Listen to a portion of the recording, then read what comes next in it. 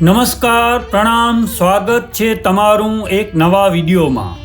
જો મિત્રો આજની વાર્તા તમને પસંદ આવે તો આપણી ચેનલને જરૂરથી સબસ્ક્રાઈબ કરજો। તો ચાલો શરૂ કરીએ આજની વાર્તા। હું ઓફિસેથી પરત ફરી રહી હતી કે ત્યારે મારા મોબાઈલની રિંગ વાગી। મેં ફોન ઉપાડ્યો।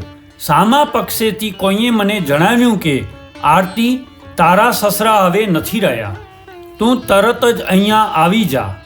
આ સાંભળતા જ હું વિચારમાં પડી ગઈ કે હવે હું શું કરું, કારણ કે ઓફિસમાં ઓડિટવાળા આવેલા હતા।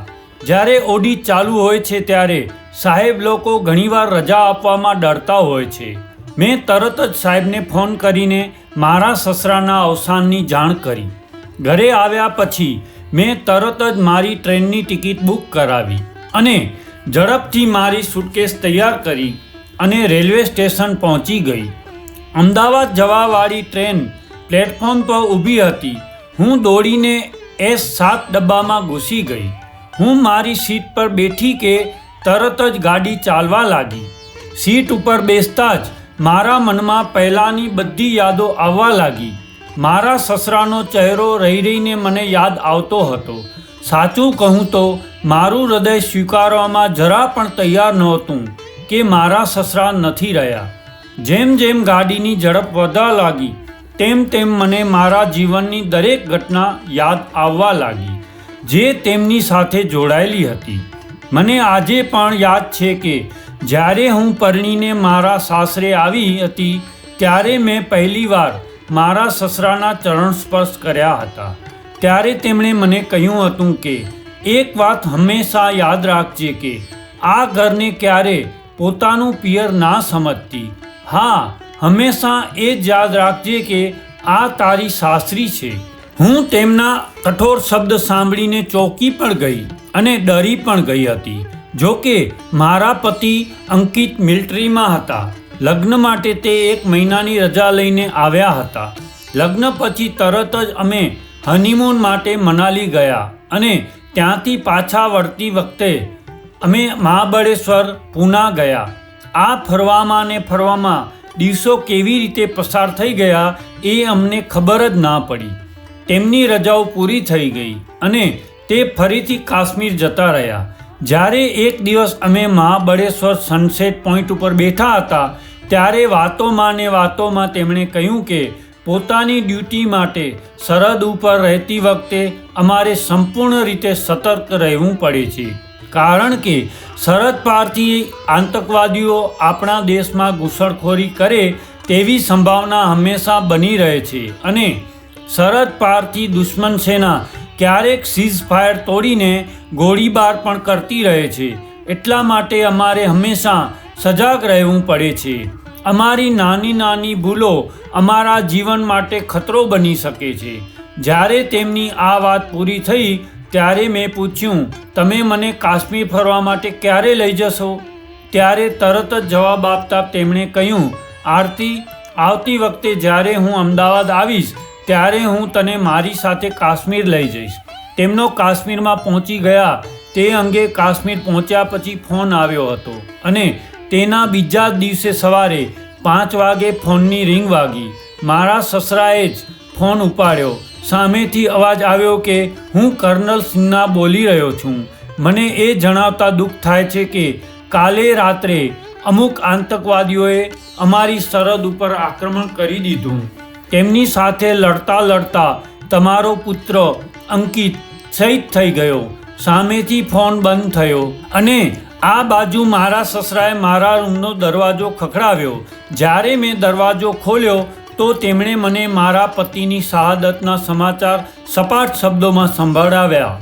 ત્યારે તેમની વાત સાંભળીને મને લાગ્યું કે શું તેમને તેમના પુત્રના શહીદ થવાનું દુઃખ જરા પણ છે કે નહીં? કોઈ વ્યક્તિ પોતાના સોતેલા પુત્રના મૃત્યુ ઉપર પણ આટલો કડક નથી રહી શકતો। કોઈ પિતા આટલા પથ્થરદિલ પણ હોઈ શકે? આ વિચારીને હું આશ્ચર્યમાં હતી। અંકિતના મૃત્યુના 1.25 મહિના પછી મારા માતા પિતા વિધવા બનાવવાની રસમ પૂરી કરવા માટે મારી સાસરીમાં આવ્યા। જ્યારે મારા પિતાએ પણ અમારી સાથે આવવા માટે વિનંતી કરી ત્યારે તેમણે કહ્યું કે તમે આરતીને તમારી સાથે લઈ જઈને તમારી રસમ પૂરી કરો. હું આ પ્રાચીન ખોટા રિવાજોને નથી માનતો. પપ્પા તેમનો જવાબ સાંભળીને સ્તબ્ધ રહી ગયા. લગભગ 10 દિવસ મારા પિયરમાં રહ્યા પછી હું ફરીથી મારા સાસરે પાછી આવી ગઈ. થોડા દિવસો સુધી સસરાએ મારી ઉપર બિલકુલ પણ ધ્યાન ના આપ્યો. હું કોઈ ખૂણામાં બેસીને આખો દિવસ રડતી રહેતી. પણ તેમણે પોતાનું સામાજિક કાર્ય એકદમ એવી રીતે ચાલુ કરી દીધો જે રીતે તે પહેલાં કરતા હતા. હું ખૂણામાં બેસીને વિચારતી રહેતી કે આ કેવો બાપ છે જેમના ચહેરા ઉપર પોતાના પુત્રના મૃત્યુનું દુઃખ પણ નથી દેખાતું. એક દિવસ અમે સાથે બેઠા હતા ત્યારે મેં તેમને પૂછ્યું, પપ્પાજી, શું તમને અંકિતની યાદ નથી આવતી? હું તો તેમના દુઃખને પોતાના હૃદયથી અલગ નથી કરી શકતી. ત્યારે તેમને પોતાની તેજ આંખોથી મારી સામે જોયું અને બોલ્યા, જે દિવસે તે મિલિટરીમાં જોડાયો હતો તે દિવસથી જ મેં મારું હૃદય કઠણ કરી લીધો હતો. હું જાણતો હતો કે આ સમાચાર એક દિવસ મને ચોક્કસ સાંભળવા મળી શકે છે. તો પછી જે દેશ માટે શહીદ થઈ ગયો છે તો તેના મૃત્યુ પર શા માટે શોક મનાવવો જોઈએ? આપણને તો ગર્વ હોવો જોઈએ કે આપણો પુત્ર દેશ માટે કામ આવી ગયો. તેમના કઠોર શબ્દો સાંભળીને હું સ્તબ્ધ થઈ ગઈ. થોડા દિવસો વીતી ગયા. હું મોટા ભાગે ઉદાસ બેસી રહેતી હતી. એક દિવસ મારા સસરા મારા રૂમમાં આવ્યા અને બોલ્યા, આ શું તું આખો દિવસ પથારી ઉપર એક લાશની જેમ પડી રહે છે? અંકિતનું મૃત્યુ થયું છે, તારું નહીં. મેં મારા આંસુ સાફ કરતાં કરતાં કહ્યું, પપ્પાજી, તમે મારું દુઃખ નથી સમજી શકતા. મારો આટલું કહેતા જ તે બોલ્યા, શું કીધું તે? કે હું તારો દુઃખ નથી સમજી શકતો? અરે નાદાન, મેં પણ મારી જુવાનીમાં પોતાની જીવનસાથી ગુમાવી હતી. ત્યારે અંકિત માત્ર 5 વર્ષનો હતો અને તું મને કહે છે કે હું તારો દુઃખ નથી સમજી શકતો. જો તે તારો સુહાગ ગુમાવ્યો છે તો મેં પણ મારો એકમાત્ર સહારો ગુમાવ્યો છે. પપ્પાજી, મારી સામે મારી આખી જિંદગી પડી છે અને હું મૂંઝવણમાં છું કે હવે હું શું કરું. અને પછી તેમની અનોખી શૈલીમાં તેણે મને બોલાવ્યા. આ દુઃખને તારાથી દૂર હટાવીશ ત્યાર પછી તો તું કંઈક તારા વિશે વિચારી શકીશ ને. થોડા દિવસો પછી એક દિવસ મારા સસરા મારી પાસે આવ્યા અને બોલ્યા, દીકરી, હવે આજથી તું તારી જવાબદારી ભરેલી જિંદગી શરૂ કર. પછી તેમણે મને ગેસનું બુકિંગ કેવી રીતે કરવો એ જણાવ્યો. થોડા દિવસો પછી તે મને બેંકમાં લઈ ગયા અને ત્યાંના કામ સમજાવ્યા. પછી એટીએમમાં લઈ ગયા અને પૈસા કેવી રીતે ઉપાડવા એ શીખવ્યું. ટેલિફોન અને વીજળીનું બિલ ભરવાનું પણ તેમણે મને શીખવ્યું. આ બધા કામ હું શીખી ગઈ અને કરવા પણ લાગી. પણ ઘરના કામો પૂરા કર્યા પછી જ્યારે હું એકલી હોઉં ત્યારે ઉદાસ થઈ જતી હતી. એક દિવસ મારા સસરાએ મને બોલાવી અને કહ્યું, જો હવે બહુ થઈ ગયો. તારો ઉદાસ ચહેરો જોઈને મને બહુ તકલીફ થાય છે. સારું રહેશે કે તું ફરી તારા પિયરમાં પાછી જતી રહે અથવા તો આ ઘર સિવાય બીજે ક્યાંક રહેવા જતી રહે. તું કહેતી હો તો હું તારા માટે કોઈ ભાડાના ફ્લેટ જોઉં અથવા પોતે પોતાની માટે ઘર અથવા ફ્લેટ શોધીને વ્યવસ્થા કરી લે. મેં તેમને કેટલી વાર કહ્યું કે હું એકલી કેવી રીતે રહી શકીશ? તો તેમણે કહ્યું કે એ તારો પ્રોબ્લેમ છે અને આને તારે જ ઉકેલવો પડશે. તેમનું વલણ દિવસે ને દિવસે કઠોર બનતો જોઈને મેં નક્કી કર્યો કે વાસ્તવમાં હવે માત્ર રડવાથી કામ નહીં ચાલે. પછી એક દિવસ બપોરે હું મારા માટે ભાડાનો ફ્લેટ જોવા માટે ઘરેથી નીકળી પડી. અંકિતના મિત્ર જિગ્નેશ પટેલની મદદથી મેં એક ફ્લેટ ભાડે લીધો અને ત્યાં રહેવા પણ જતી રહી. હવે હું અહીંયા એકલી હતી એટલે ઘરનું અને બહારનું બધું કામકાજ મારે જ કરવું પડતું હતું. અંકિતનું પેન્શન દર મહિને મળી રહ્યું હતું એટલા માટે મને કોઈ આર્થિક સમસ્યા ન હતી. સાંજે જ્યારે મને સમય મળતો ત્યારે હું બાલ્કનીમાં જઈને બેસી જતી અને રસ્તામાંથી પસાર થતા લોકોને જોતી રહેતી. આ રીતે મારી સાંજ પસાર થવા લાગી. પરંતુ બપોરે હું ઘણીવાર કંટાળી જતી હતી. જેથી મેં કમ્પ્યુટર શીખવા માટે એક કોર્સ ચાલુ કરી દીધો. 3 મહિનામાં મેં ઓફિસ એકાઉન્ટિંગ ટેલી શીખી લીધું. એક દિવસ સાંજે હું ટીવી ઉપર મારી પ્રિય સિરિયલ જોઈ રહી હતી ત્યારે જિજ્ઞેશ પટેલની પત્ની આવી ગઈ. મેં તેના માટે ચા બનાવી. ચાની ચૂસકી લેતા તેણે કહ્યું, આરતી, મારી ઓફિસમાં કોમ્પ્યુટર ઓપરેટરની એક પોસ્ટ ખાલી છે. જો જોબ મળી જશે તો તારો સમય પણ સારી રીતે પસાર થશે અને નવા લોકો સાથે મિત્રતા પણ શરૂ થશે. પરંતુ મારી પાસે કામનો કોઈ અનુભવ નથી. હું હડબડાટમાં બોલી પડી. તો તેણે કહ્યું, જો આરતી, અનુભવ તો કામ કર્યા પછી જ આવે છે. મને તેની વાત સારી લાગી અને બીજા દિવસે મેં નોકરી માટે એપ્લિકેશન આપી દીધી. લગભગ 1 અઠવાડિયા પછી મને ઇન્ટરવ્યૂની સૂચના મળી. મેં ઇન્ટરવ્યૂ માટે ખૂબ જ ગંભીરતાથી તૈયારી કરી. બીજે દિવસે સાંજે જિજ્ઞેશ પટેલની પત્નીએ ઘરે આવીને મારા સિલેક્શનની વાત જણાવી અને તેના બીજા દિવસે મને એપોઇન્ટમેન્ટ લેટર પણ મળી ગયો. હું તો એમ પણ ફ્રી જ હતી એટલે હું બીજા જ દિવસથી નોકરીમાં જોડાઈ ગઈ. હવે મારી પાસે જોબ હતી અને હું મારા પગ ઉપર ઊભી થઈ ગઈ હતી. એકવાર સાંજે સામાન ગોઠવતી વખતે મને ખબર પડી કે મારા સસરાના ઘરેથી સામાન શિફ્ટ કરતી વખતે ભૂલથી તેમના લોકરની ચાવી મારા સામાનની સાથે આવી ગઈ છે. તો સાંજે ઓફિસેથી હું સીધી મારા સસરાના ઘરે પહોંચી. તે સમયે તેઓ સામાજિક કાર્યકરની બેઠકમાં વ્યસ્ત હતા. મને જોતાની સાથે તેઓ બોલ્યા, બેસી જા, હું તારી સાથે થોડીવાર પછી વાત કરું છું. સામાજિક કાર્યકરોની મીટિંગ પૂરી થયા બાદ તેમણે મારી સામે જોયું અને બોલ્યા કે શું તું લોકરની ચાવી પરત કરવા આવી છે? તેમની વાત સાંભળીને મને ખૂબ આશ્ચર્ય થયું કે તેમને કેવી રીતે ખબર પડી કે હું લોકરની ચાવી આપવા આવી છું. મારો આશ્ચર્યચકિત ચહેરો જોઈને તે મને બોલ્યા, દીકરી, મેં જાણી જોઈને લોકરની ચાવી તારા સામાનમાં મૂકી દીધી હતી. વાસ્તવમાં હું તારી પરીક્ષા લઈ રહ્યો હતો કે તું ચાવી તારી પાસે રાખે છે કે મને પરત કરે છે. મેં ચાના ટેબલ ઉપર લોકરની ચાવી રાખી અને તેમનું અભિવાદન કરીને પાછી ફરવા લાગી. ત્યારે તે મને બોલ્યા, મેં સાંભળ્યું છે કે તું નોકરી કરવા લાગી છે અને તારા ઓફિસના મેનેજર સાથે ખૂબ સારું બને છે. શું ઈરાદો છે?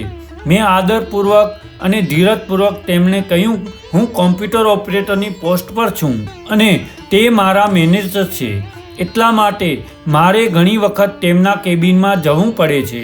હવે લોકો તેને કેવી નજરે જુએ છે અને શું વિચારે છે તેની ચિંતા હું નથી કરતી. મારો જવાબ સાંભળીને તેમને માથું નીચું નમાવી દીધું. મેં તેમના પગને સ્પર્શ કર્યા અને પછી ઘરે પાછી આવતી રહી.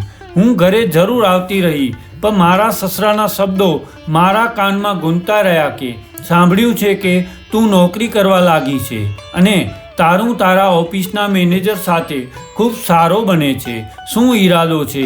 મને લાગ્યું કે આ વાત હવે મને અહીંયા શાંતિથી નોકરી નહીં કરવા દે.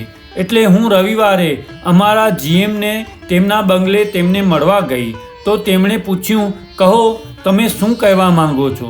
તો મેં કીધું, સર, હું મારું ટ્રાન્સફર સુરતમાં કરાવવા માંગુ છું. મને જાણવા મળ્યું છે કે ત્યાં પીઆરઓની જગ્યા રેખાજીને નિવૃત્તિને કારણે ખાલી છે. જો તમે મારી ત્યાં બદલી કરાવી શકો તો હું કાયમ માટે તમારી આભારી રહીશ. મેં નમ્રતાપૂર્વક પોતાની વાત તેમની સામે રજૂ કરી. પરંતુ તમે તો અહીંયા કોમ્પ્યુટર ઓપરેટર છો, શું તમે પીઆરઓનું કામ સંભાળી શકશો? તો મેં કહ્યું, સર, મને લાગે છે કે હવે કોઈ પણ પદ ઉપર કામ કરવા માટે સક્ષમ છું. તો તેમણે કહ્યું, ઠીક છે, તો તમે આવતીકાલે ઓફિસમાં મને ટ્રાન્સફરની અરજી મોકલી આપજો. તેમનું આટલું કહેતા જ મેં તેમનું અભિવાદન કર્યું અને ઘરે પાછી આવતી રહી. બીજા દિવસે મેં જીએમ સરના કેબિનમાં મારી ટ્રાન્સફરની અરજી પહોંચાડી દીધી. લગભગ 1 મહિના પછી હેડ ઓફિસમાંથી મને સુરત ટ્રાન્સફર કરવાનો ઓર્ડર આવ્યો. મેં મારી બદલી સુરતમાં કરાવી લીધી. આ જાણીને જિજ્ઞેશ પટેલની પત્ની સહિત ઓફિસના તમામ સાથીદારો આશ્ચર્યચકિત હતા. બીજા દિવસે ઓફિસમાં મારા વિદાય સમારંભનું આયોજન કરવામાં આવ્યું હતું. વિદાય સમારંભ પછી હું સીધી મારા સસરાને મળવા તેમના ઘરે ગઈ. મને જોતાં જ તે બોલ્યા, આરતી, તે તારી બદલી સુરત કરાવી દીધી છે ને? તેમની આ વાત સાંભળીને હું ફરીથી આશ્ચર્યચકિત થઈ ગઈ કે મારા ટ્રાન્સફરના સમાચાર તેમને કેવી રીતે મળ્યા. તેમણે નોકરને કહીને મારા માટે ચા નાસ્તો મંગાવ્યો અને બોલ્યા, આરતી, સુરત પહોંચ્યા પછી તારા ઘરનું સરનામું મને તરત જ મોકલાવજે. જો આરતી એમાં મોડું ના કરતી.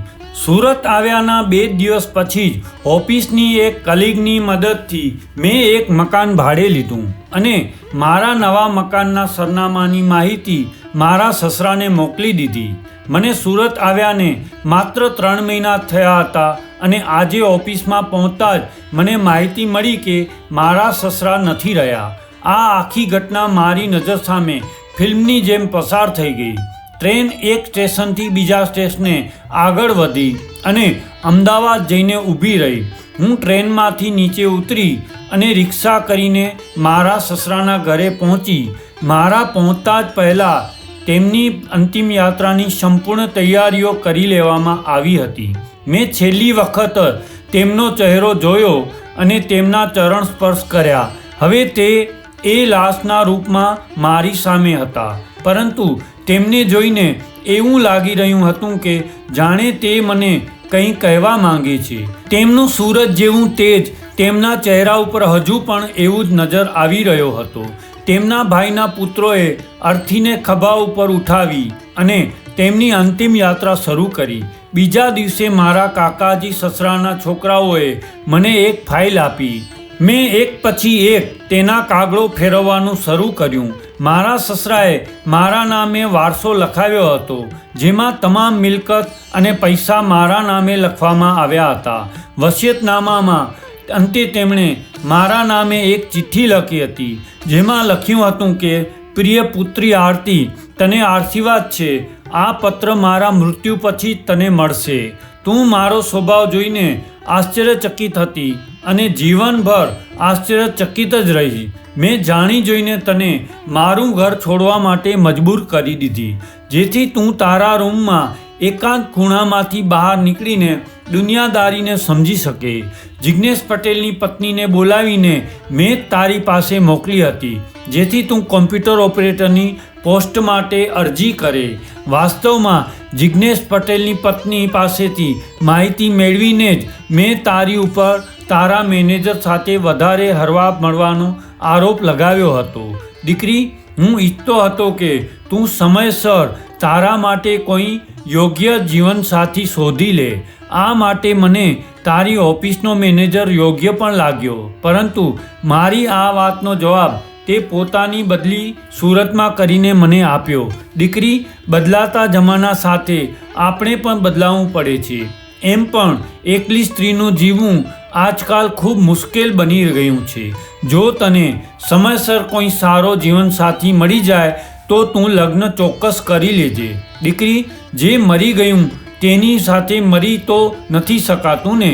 મને ચિંતા એ હતી કે જો તને આવી ઉદાસ જિંદગી જીવવાની આદત પડી ગઈ તો તારું જીવન નરક બની જશે.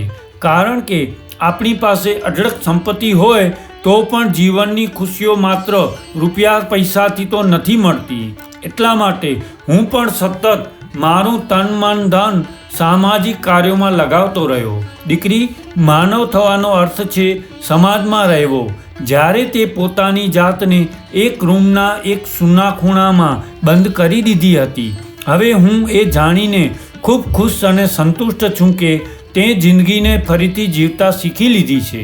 અને હું આ જ ઈચ્છતો હતો. હવે જે કંઈ તારું છે તે હું આ વસિયતનામા દ્વારા તને સોંપી રહ્યો છું. તારો સસરો નહીં, તારો પિતા.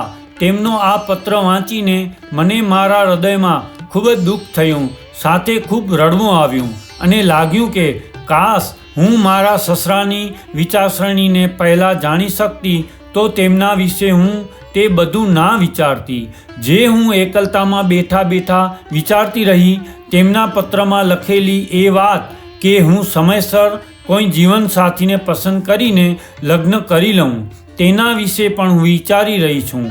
જ્યારે મને કોઈ યોગ્ય જીવનસાથી મળશે ત્યારે હું ચોક્કસપણે તેમની આ વાત ઉપર અમલ કરીશ અને અંકિતની યાદો અને તેમની સાથે વિતાવેલી પળો હંમેશા મારી સાથે જ રહેશે. તો મિત્રો, આ વાર્તા તમને કેવી લાગી કમેન્ટમાં જરૂર જણાવજો અને વિડીયો પસંદ આવ્યો હોય તો ચેનલને સબસ્ક્રાઈબ જરૂર કરજો. જય શ્રી કૃષ્ણ.